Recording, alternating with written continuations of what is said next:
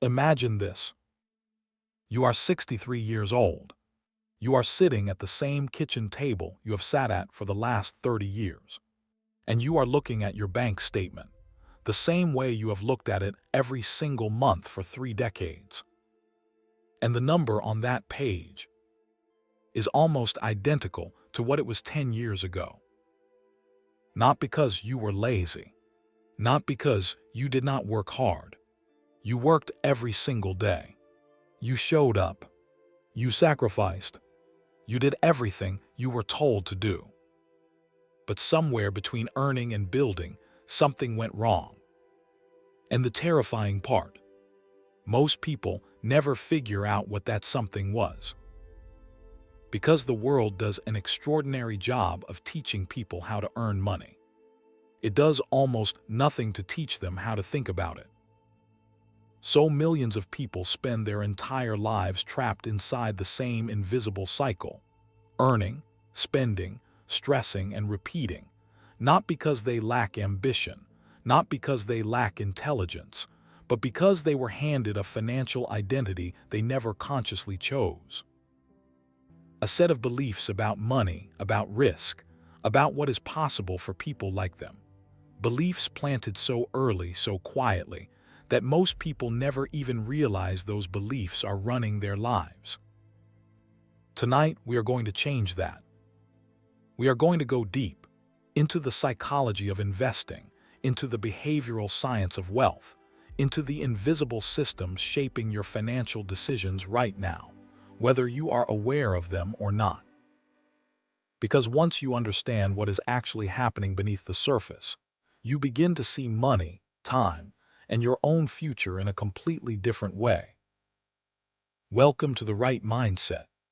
If this is your first time here, this channel is built for people who want to go beyond surface-level advice and understand the deeper systems, psychological, financial, and behavioral, that separate people who build lasting wealth from everyone else. Hit subscribe if that sounds like something you want more of. Now let's get into it. Let me ask you a question, and I want you to actually sit with it for a moment. What is the first emotional memory you have attached to money? Not a definition, not a concept, a feeling. Was it security? Was it fear? Was it scarcity? That quiet, low-level anxiety that there was never quite enough? Or was it something else? Shame, maybe, or the pressure to look like everything was fine even when it was not? Because here is what the research consistently shows. Most people do not develop their core beliefs about money from books, or schools, or financial advisors. They develop them in childhood, around kitchen tables, in the back seats of cars, listening to conversations adults did not realize they were having in front of them. A child who grows up hearing, "We cannot afford it," does not just hear those 4 words. They absorb a worldview, a story about what is possible for people like their family, a blueprint for how to relate to money that will follow them invisibly for decades. And a child who grows up hearing, "How do we build this? What is our plan? How do we make this work?" absorbs an entirely different set of assumptions about the world. Same economy, same country, completely different psychological foundations. Now here is where it gets uncomfortable. The school system, almost universally, does not fix this. Because schools were not designed to produce investors or owners. They were designed to produce workers. Reliable, qualified, employable workers. And there is nothing wrong with that on its own. But it means that an entire generation graduates knowing how to earn a salary, and almost nothing about what to do with it after. Debt gets normalized. Lifestyle spending gets normalized. The idea of investing feels abstract, risky, something that other people do, people with money to spare, which most people feel they never quite have. And so the cycle continues. Not out of laziness, but out of a script that was written before most people were even old enough to read. The psychologist Daniel Kahneman spent decades studying how people make decisions under uncertainty. One of his most consistent findings was this: people do not evaluate financial situations objectively. They evaluate them emotionally, through the lens of their personal history, their identity, and their deepest fears. Which means that the greatest financial obstacle for most people is not actually their bank account. It is the story they inherited about what their bank account is allowed to become. Many people are running survival thinking in an economy that rewards ownership. And the most important step in changing your financial future is not finding the right investment. It is understanding the identity you have been operating from and choosing consciously whether you want to keep it. Now here is the part that most financial content never talks about, and it is arguably the most important part. Even when someone intellectually understands investing, even when they know the data, the compounding math, the long-term returns, they still do not do it. Or they start, and then they stop the moment things get uncomfortable. Why? Because the human brain was not built for this. Neuroscience is very clear on this point. The brain evolved over hundreds of thousands of years to solve one problem: survival, immediate, physical, present tense survival. Find food, avoid danger, stay alive today. And the dopamine system, the part of your brain that drives behavior through reward and motivation, is heavily biased toward the immediate and the certain. A small reward right now registers as more valuable to your brain than a significantly larger reward 20 years from now. This is not a character flaw. This is not weakness. This is biology. It kept your ancestors alive. But it makes long-term investing feel deeply unnatural. Because long-term investing asks you to do exactly the opposite of what your brain is wired to do. It asks you to delay, to be patient, to accept uncertainty, to watch numbers fluctuate on a screen and do nothing. And then the modern world makes it even harder. Every app on your phone, every advertisement in your feed, every piece of content in your algorithm is specifically engineered to capture your attention in the short term. Dopamine hits, instant gratification, urgency, scarcity, the feeling that something exciting is happening right now, and you are missing it if you wait. Modern systems understand your psychology extraordinarily well, and they profit from keeping you focused on right now. Think about how financial media operates. When markets are doing well, you hear about the stocks that doubled, the investor who made a fortune, the opportunity you should have been in. When markets decline, you hear about collapse, crisis, danger, everything you could lose. In both cases, the message is the same. Act now. React. Do something. Because calm, patient inaction does not generate clicks, does not sell products, and does not keep you coming back. And so people do act. They buy at peaks, driven by excitement and fear of missing out. They sell at bottoms, driven by panic and the desperate need to feel like they are doing something. And then they wonder why the market always seems to go up after they sell, and down after they buy. There is a story that illustrates this perfectly. A man invests a portion of his savings in an index fund. For several years, it grows steadily. Then a crisis hits, the kind that makes headlines every night, the kind that makes it feel like the world is ending financially. He panics, he sells, he locks in the loss. And then, because markets historically recover, the fund climbs back. Over the next several years, it surpasses where it was. And this man, watching from the sidelines, too emotionally scarred to get back in, never fully recovers his position.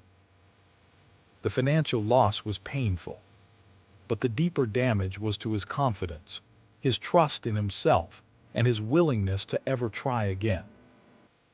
Most financial mistakes are not mathematical. They are emotional. The same instincts that protected your ancestors from immediate danger, that lightning-fast threat response, that desperate need to do something, those same instincts are quietly sabotaging your long-term financial future. Understanding this does not make you immune to it, but it gives you something most people never had: awareness. And awareness is where everything begins to change. So if biology affects everyone equally, if every human being on Earth has the same dopamine system, the same short-term bias, the same instinct to react, then why do some families build wealth that lasts generations? Why do some communities, across centuries of disruption, consistently produce people who think differently about money, time, and ownership? The answer is not luck, and it is not genetics. It is culture, specifically the transmission of a long-term mindset across generations as a survival tool. Think about what it means to build something that outlasts you. To plant trees you will never sit under. To make decisions today not for your own comfort, but for your children and their children and the generations that come after them. That kind of thinking does not emerge from wealth. It creates wealth. And it is transmitted deliberately through the stories a culture tells about patience, about stewardship, about the difference between what you spend and what you build. Warren Buffett is perhaps the most studied investor in human history. And the most consistent finding across every biography, every interview, every analysis of his success is not that he found a secret formula. It is that he did something almost no one else does consistently. He waited. He bought businesses he understood. He held them through chaos, through downturns, through decades of people telling him he was wrong. And he let time do what time does to quality assets, which is to compound them into something extraordinary. He said it himself. The stock market is a device for transferring money from the impatient to the patient. Read that slowly, because it is not a metaphor. It is a mechanical description of how markets actually work. Every time a panicked investor sells at the bottom, a patient investor buys. Every time someone chases the exciting new thing at its peak, a disciplined investor is quietly holding something boring that compounds for decades. And then there is Ronald Read. Ronald Read was a janitor in Vermont. He worked at a petrol station. He lived simply. He drove an old car. He wore worn-out clothes. He was, by all appearances, an ordinary working man.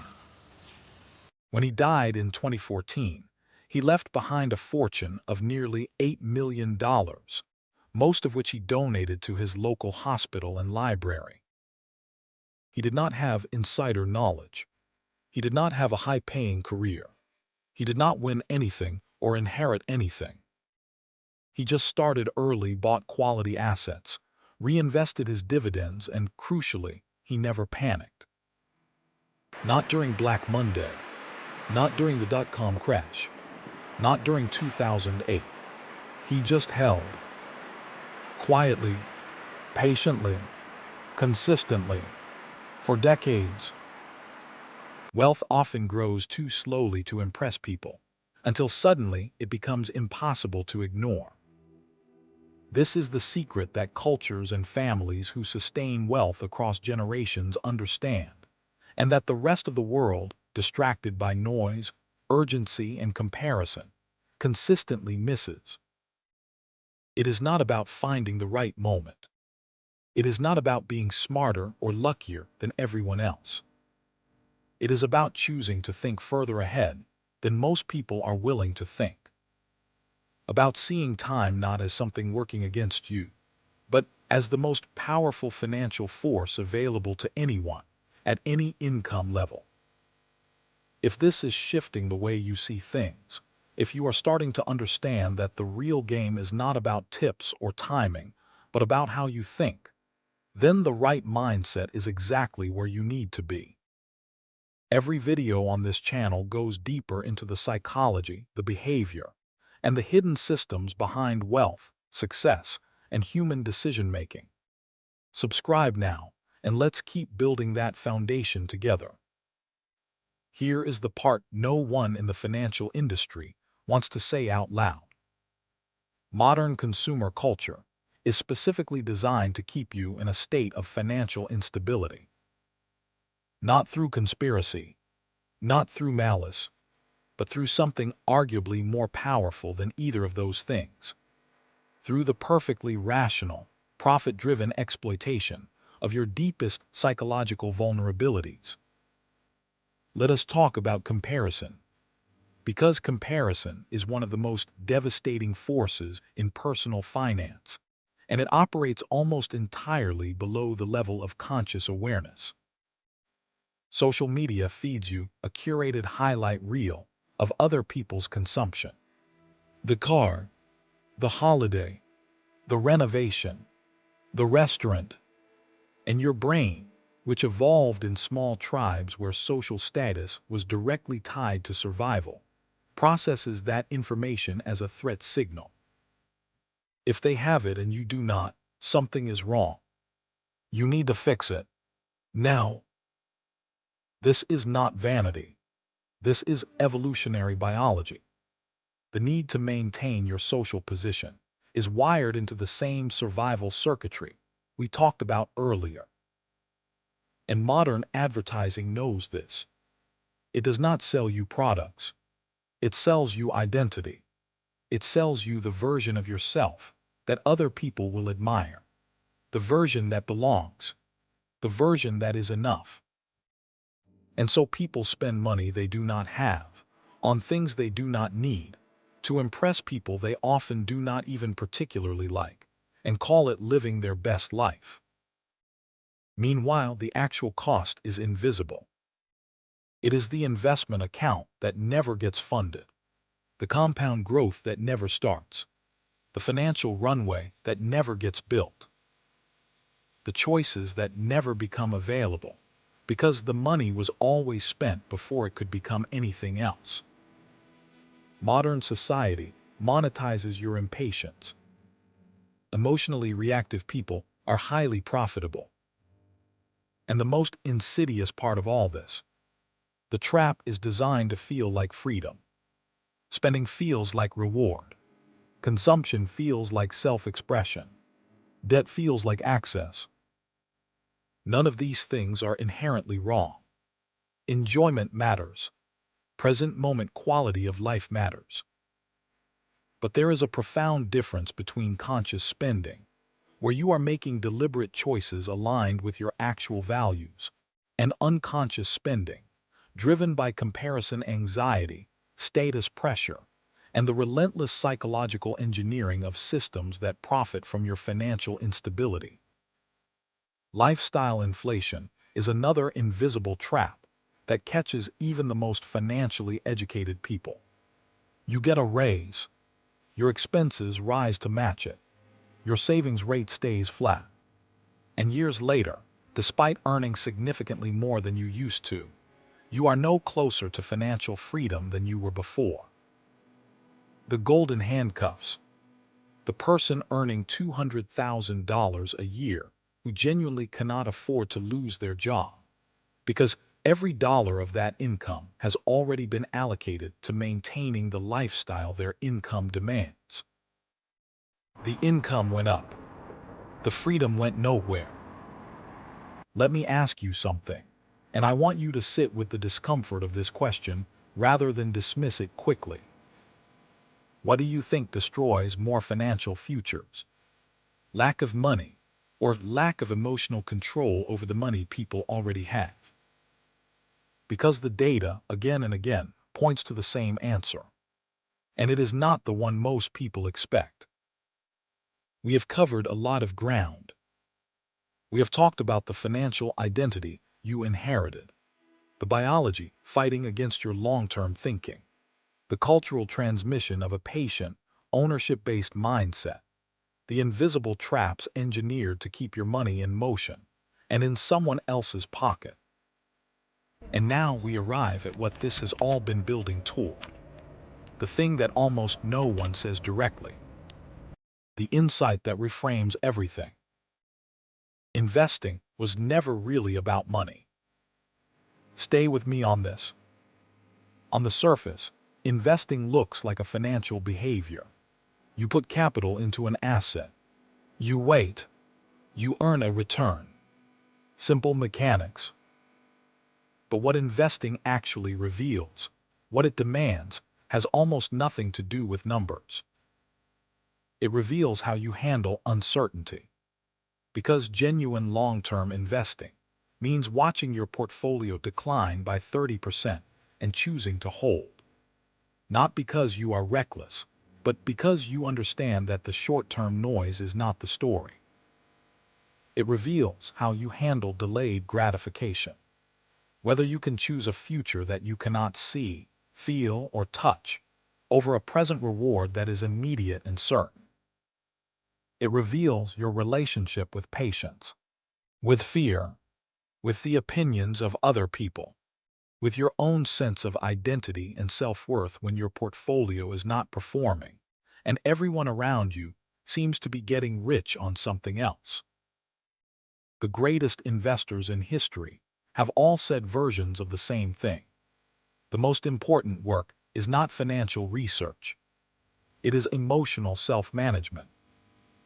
Charlie Munger, who built a career as one of the greatest investment minds of the 20th century, consistently said that the prerequisite for long-term investment success is not intelligence. It is temperament. And temperament is not something you are born with in fixed amounts. It is something you develop through awareness, through practice, through the deliberate building of systems that protect you from your own worst instincts. This is the identity shift at the core of genuine financial transformation. The first shift, from consumer to owner. A consumer asks, "What can I buy with this?" An owner asks, "What can this become?" Same money, completely different relationship with it. The second shift, from short-term to long-term. Not abandoning the present, but expanding your time horizon until compound growth becomes real rather than theoretical. The third shift, from emotion to systems. Not suppressing your emotions, but building structures, automations, and rules that protect your long-term strategy from your short-term feelings. The fourth shift, from income thinking to asset thinking. Income is what you earn. Assets are what earn for you. True financial transformation is the gradual, consistent shift from depending entirely on one to being increasingly supported by the other. And none of these shifts happen because someone gave you better financial information. They happen when your identity changes, when you stop seeing yourself as someone who earns and spends, and start seeing yourself as someone who builds. One day, and this is one of the most painful realizations that many people carry quietly in the back of their minds. One day, many people realize they spent decades trading their time, their energy, their health, and their most vibrant years for things they no longer even care about. Not because they were foolish, but because no one ever helped them ask, clearly and early enough, what is all of this actually for? Investing forces that question, and it is deeply uncomfortable. And it is also one of the most valuable questions a person can ever sit with. The people who quietly build wealth over a lifetime, not the overnight stories, not the lottery wins, not the lucky timing, the people who build something real and lasting. They are almost never doing what you think they are doing. They are not obsessively tracking every market movement. They are not chasing the newest opportunity. They are not consuming endless content about the next thing that is going to change everything. They are living differently, thinking differently, reacting differently, and most importantly, they relate to time differently. Where most people see time as something passing, as a countdown, a loss, a source of urgency, they see time as their most powerful ally, something to be deployed deliberately, rather than spent unconsciously. They have made peace with the fact that building something real is boring by design. It does not feel like progress on a daily basis. It does not generate excitement or admiration from people around you. It looks from the outside like almost nothing is happening. Until it does not. There is a concept in mathematics called the inflection point, the moment in a curve where gradual, incremental growth begins to accelerate into something exponential. In compound growth, that inflection point is real, but it requires patience that most people exhaust before they ever reach it. They quit in the flat part of the curve, right before the bend. Poor thinking asks, "What can I buy?" Investor thinking asks, "What can this become?" That single reframe, applied consistently, across enough time, is the difference between financial dependency and financial freedom. And here is what I want you to understand about the people who live by that refrain.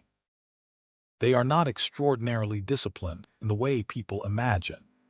They are not gritting their teeth through every purchase, every temptation, every market downturn.